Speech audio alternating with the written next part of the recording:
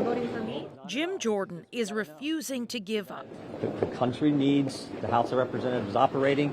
I think it's best if it operates with a Republican speaker. The Republican speaker nominee and Donald Trump ally is hoping the third vote will be the charm.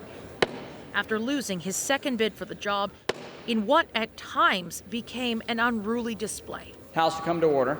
Jordan kept his head down as his support cratered away. Rogers of Kentucky. 22 Republicans refused to back him, 2 more than in the first vote. Jeffries. Pleas for bipartisan support in a time of crisis failing to change minds.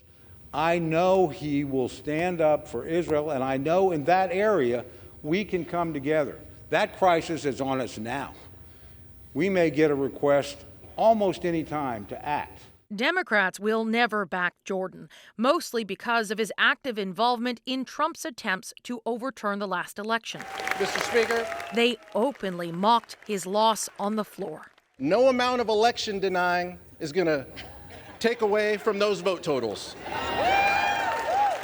Jordan and his allies are now ramping up their pressure campaign to try to generate momentum. We'll see what happens after this. I'm sure we're going to have another Festivus airing of grievances session, and then we'll discuss it. One idea up for discussion, giving additional powers to Patrick McHenry, the acting speaker, known as the Speaker Pro Temp. When there's a vacancy in the office of Speaker, I think the Speaker Pro Tem not only can act, he or she should act, much like the way a vice president can or should act in a vacancy in the office of president. Never before has an acting speaker been given that kind of authority.